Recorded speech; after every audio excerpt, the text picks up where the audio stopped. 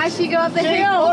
Foot flat up the hill. Come on, girl. Come on, girl. Get up there. Get on up there. Life in the slow lane, hey? You're getting overtaken by the truck. Righto, mate. Back in your lane, son.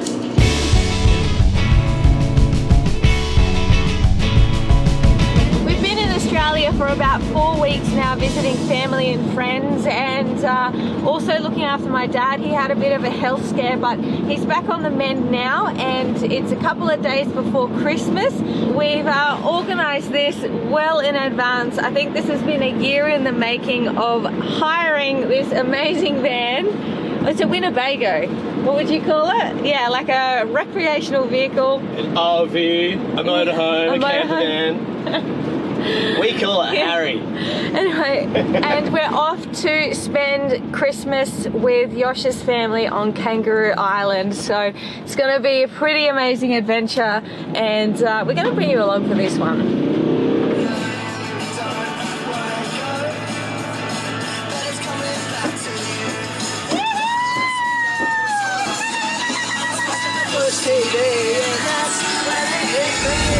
We need to catch the ferry over to Kangaroo Island, so we're driving the land yacht to the ferry. So we got to get the bus onto the ferry at Cape Jervis. The ferry takes about an hour, and then after that we'll give you a tour.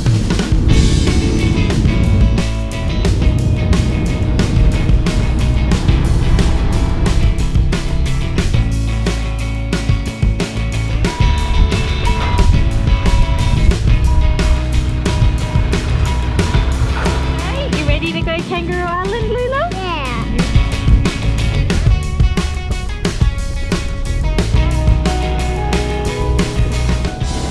Well, we're on the Sea Link ferry, and it can be quite rough sometimes, but today we've got it pretty smooth. Not gonna need any of this. So, yeah, we're almost there. All right, here we are. Here we are, Kangaroo Island.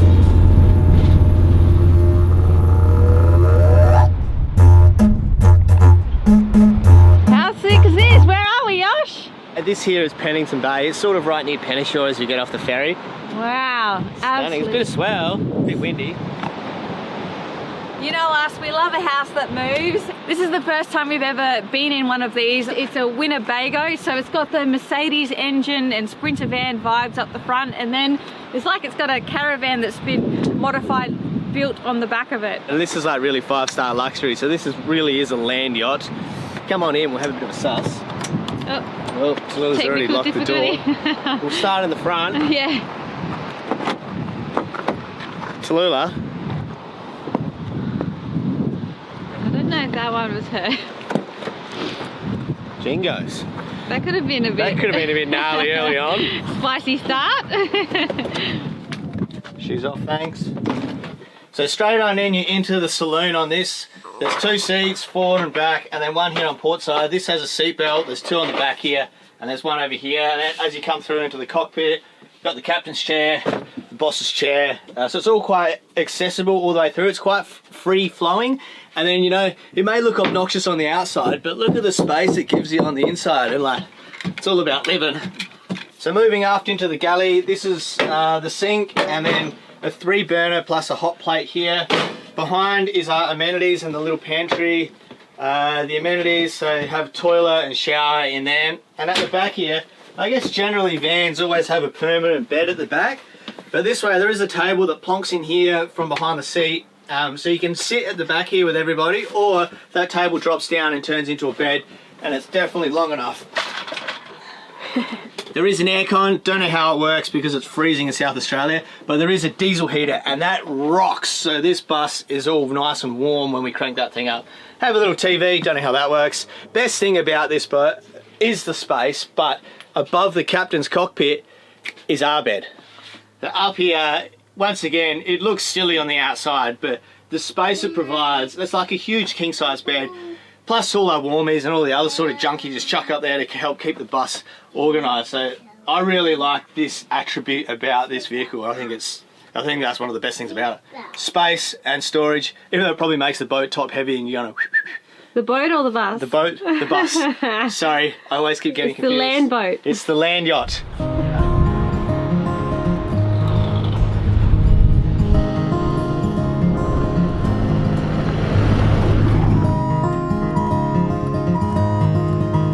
Hello. Nice and snuggled? Yeah. Good job. Warm?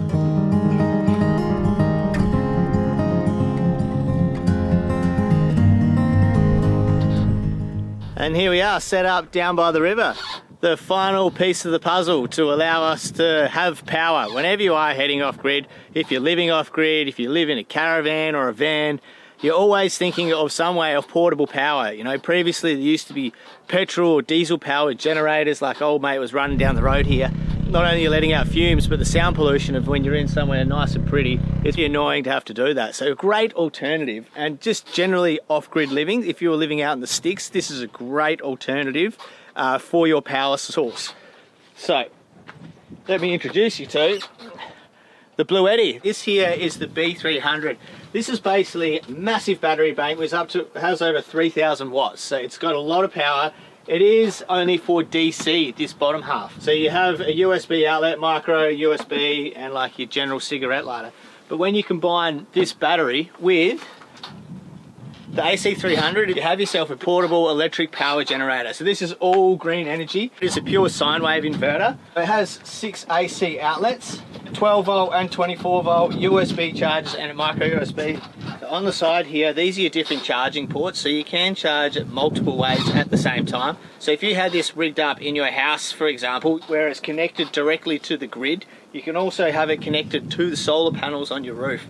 So if there is an outage, a power outage, you're always going to have plenty of power. If it was in your van, you could have your solar set up and also have it charging through your cigarette lighter. It has an MPPT charger in it. From 0 to full, it can take about 1.5 hours when you're connected to a 240 volt. For an off-grid setup and you want more power, you can just continue to get external batteries like this, which link together, which you can add up to 4 different batteries, and that makes over 12,000 watts. For us in the van life, having the portable generator has really been working to just power up the whole van and the whole bus externally.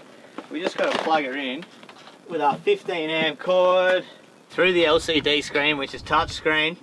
You have the options of turning the AC power on. So now this is charging the house bank of the bus. I know there's only a really tiny solar panel on the roof, so we have to do this quite often. This is where we've had the Bluetti permanently sitting since we've been kicking around in the motorhome. I guess if this motorhome was ours, you could position it somewhere much more out of the way, but you know, because this isn't ours, we're not modifying anything. It's within reach, so we can charge it via the 12 volt outlet up the front, so that's all plugged in. We've had the 240 connected always as well, so then if it does need charging, we can just run the power cable off to an external power source. Everything's really easy to use because it's just plug and connect. So all the cables are already pre-made, and we've got them underneath the mat and connected up the front there. By having it set up permanently inside as well, we're having the open flat top. One really cool thing that I like, which is very new in my world, is wireless charging. So rather than having to use the touchscreen, you can just do everything, all of the Bluetti stuff through the app via Bluetooth or Wi-Fi. So that's the Bluetti AC300 and B300. Once again, that's 3,000 watts, pure sine wave inverter up top, and then a big old 3,000 plus watt battery down below. So there's a link in the description below. Be sure to go check out Bluetti. They've got so many other portable power stations, power banks, and just they're real experts in the off-grid sector and off-grid living. Yeah, check them out. All right, well, now the bus has got power, let's go put that kettle on again. Enjoy ourselves. Is this where you went out and got the fish? The salmon, yeah. It's amazing that the things that you sort of forget about when you come home after you've been away for such a long time.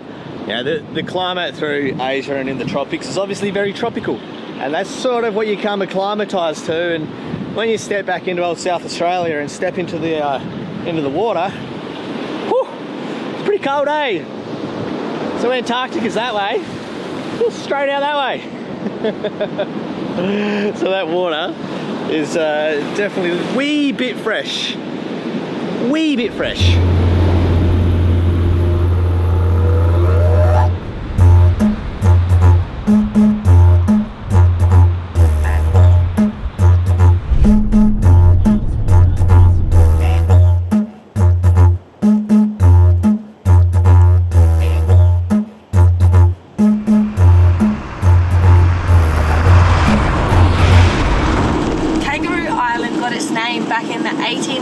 Because Captain Matthew Flinders was commissioned by the British government to come down to this part of Australia and map it out.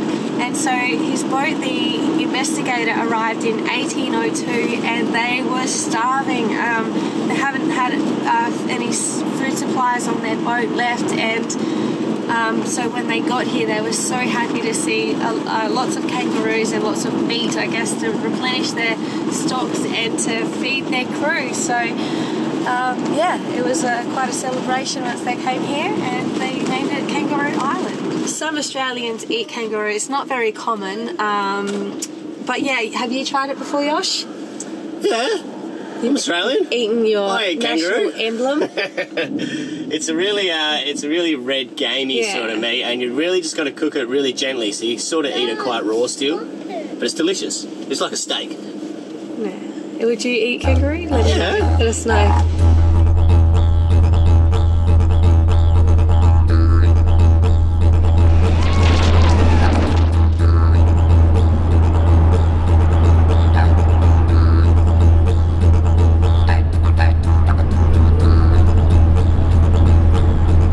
One thing about the land yacht is that you do need to empty the toilet, because, you know, like on Nandji II we have that luxury. We do have a holding tank where you could pump it out, but generally you just put it straight through and out it goes into the ocean. And we're here on the land yacht, you can't really do that. So we've got a full holding tank, so we're up to that point where it's rock, paper, scissors. Who's going to empty it? All right.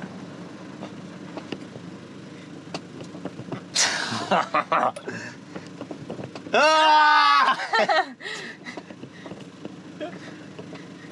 Ah! 3-0, even best in 3. So I guess that jumps up to me. Here we are at the dumping point. Dump easy. And just tip it out. Clip. Well. Clap. Clap. So the idea of it, I guess, is pretty good. I think the key aspect is to not fill the toilet container up until it's brimmed. Gosh. But otherwise, yeah, that was good. That was 3 days worth of waste. Let's move on.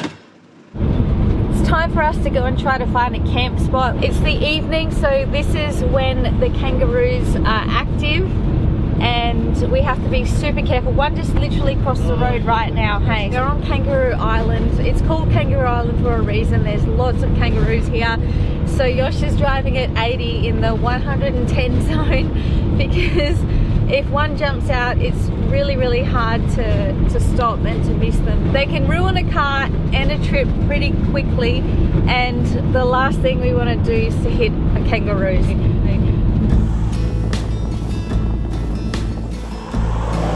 Yeah, little fella, good work, you kid now.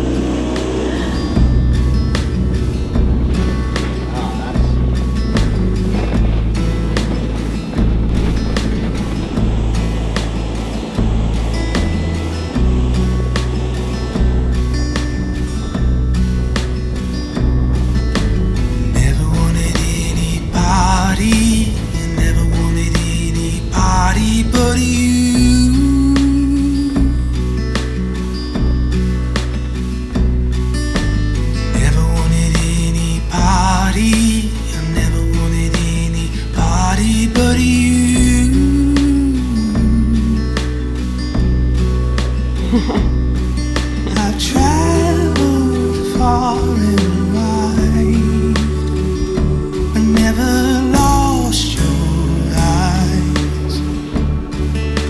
Oh, it looks so cold. Whoa. Wow. Bad idea? It's really nice, you should try. No thanks. Yosh has had his early morning freezing cold swim. I'm not into that cold stuff, but I'm gonna get some exercise in this morning and climb Prospect Hill. There it is. I'm sure the view from the top's gonna be beautiful. Let's go.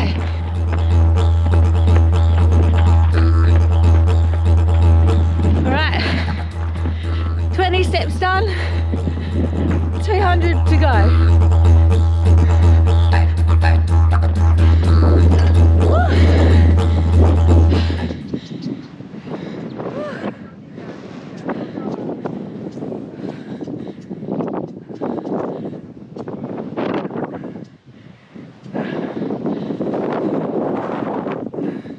Alright, my nose is starting to run. Let's get out of here. Let's get out of the wind and get back in the van.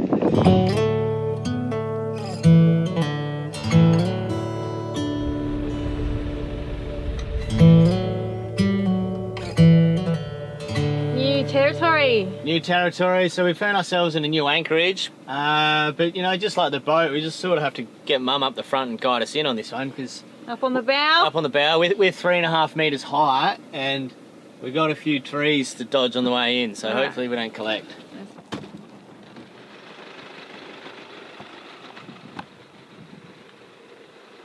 Yeah, you just got a few leaves, it's okay. Yep, and then turn around. Turn that way more. Yeah?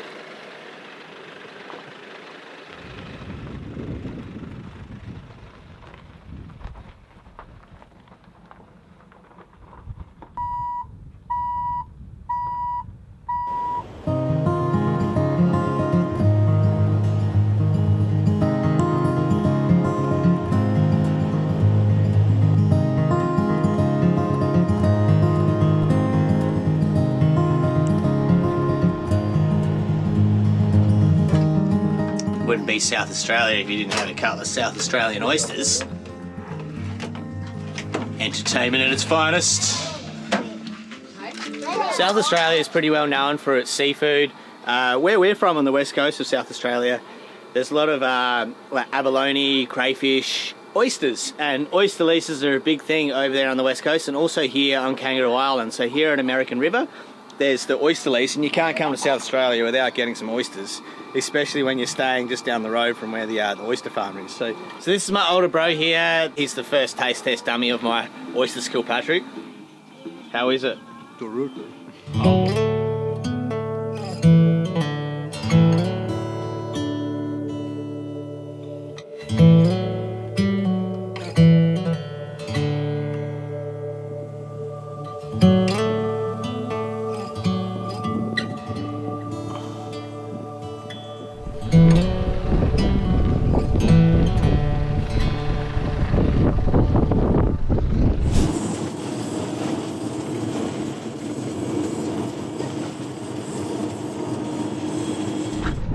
What are little brothers for, eh? Draw willies on everything.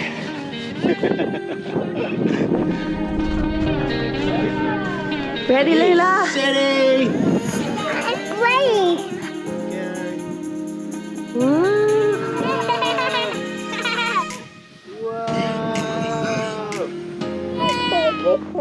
Yeah, let's go to the big one. Yeah. Yeah, let's go to the big one. Brad, let's go there.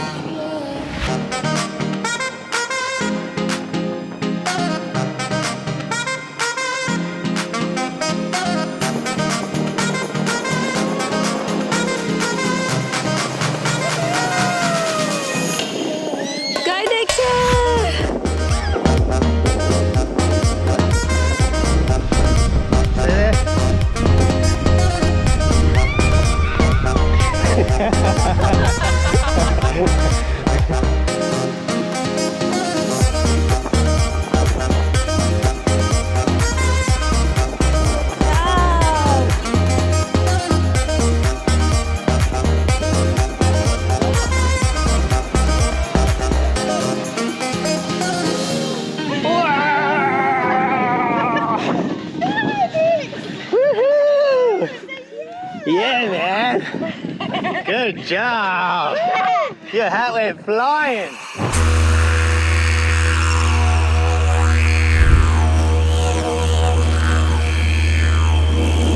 More than 1/3 of Kangaroo Island is national park, so it's protected and it really gives the animals a chance to flourish. It's because the island's also separate from the mainland, it's been spared damage from introduced species such as foxes and rabbits as well. So the wildlife here is really flourishing, same with the native bushland as well. It's a beautiful place to come and visit, and we've seen so much wildlife since we've been here. That's a koala with a baby.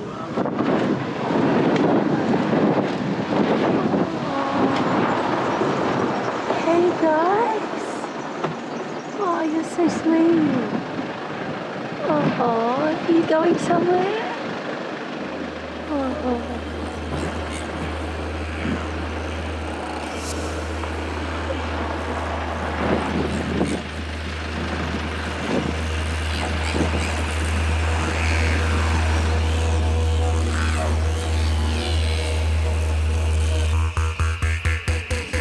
We're not too sure about this place. We've never come here before to Kangaroo Island with a motorhome, so we're just trying to figure ourselves out. We've come down here to Vivon Bay. They've got a campsite here. Weren't sure how that was going to run, but it's all self-pay, so you use just a credit card and you pay, and then you just pay to use the showers. I think it's $2 a shower for a hot shower. And we weren't sure how the campsite would be since it is Christmas time and It's Goats Week. there's only two other vans in there, so we're sweet. We've got plenty of space, so we'll set up camp later on today. We'll go and have a look around first.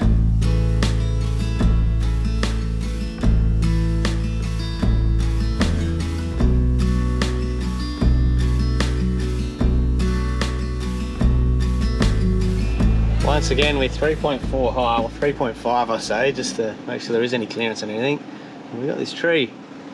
We've got Mum up the bow.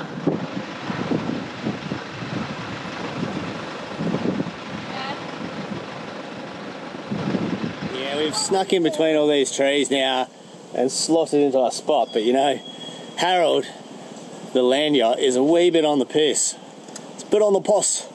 So we're gonna have to straighten it up, and I did see these little ramp things here, so I guess that's what you use to level it up, because there isn't any like shockers or anything that you can go or a caravan that sort of jacks it up or anything, little legs. So we'll just let the ladies sort themselves out, and then Dad's gonna set up camp. Oh, you got your Ugg boots on. Okay, Mum. Good enough. I'm like crashing. I think I'm getting sick. Alright, sweet dreams.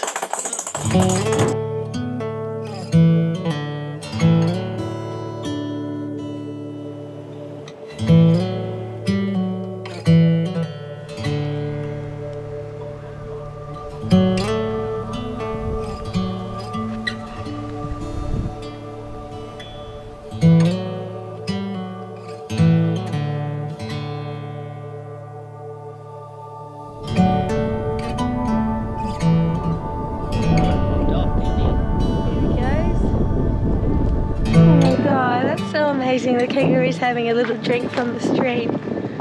They're amazing animals. Amazing. There he is.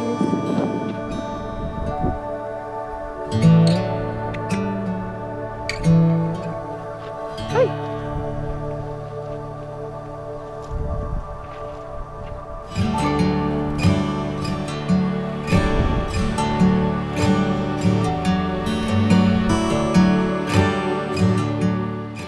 Another day, another campsite done. Except I woke up this morning, and last night, you know, we're in an unpowered site, so there's no power around, and there was lights. I was like, oh, someone's got their lights on, you know, sitting in a pretty busy campsite. And then this morning, it turned out that whilst Tallulah was driving yesterday, she left the lights on. So this is a bit of a, are you going to start moment or not? Oh, no one said anything. I know. I know, and our lights are on. Let's just see how we roll.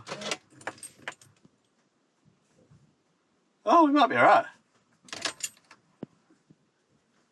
I think we might be fine. We need to catch the ferry today, so...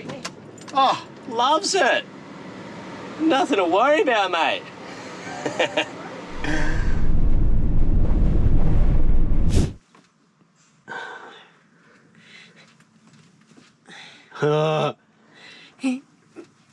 I gotcha! I'm terrible at this. That's like 3 in a row. Guess I've got to finish the old dump point. We're leaving Kangaroo Island now, and we've got to give the van back, and we've got to give it back clean. So we've got a bit of tub and scrub to do. First one of them is to empty out our poo-poos. Thanks for watching this video. It's been really nice coming back to Australia and visiting family. If you guys are following us, follow the channel religiously. We would love for you to join up on our Patreon page. Check it out. There's a link in the description. There's extra rewards and stuff, and it just helps us support to keep us traveling and sailing further. We've got big plans for this year, which I'm really excited to share with you soon. And a lot of miles under the keel going to happen. But yeah, thanks for watching. Thanks for subscribing. And remember, if you do like our videos, Patreon links down below. Cheers, guys.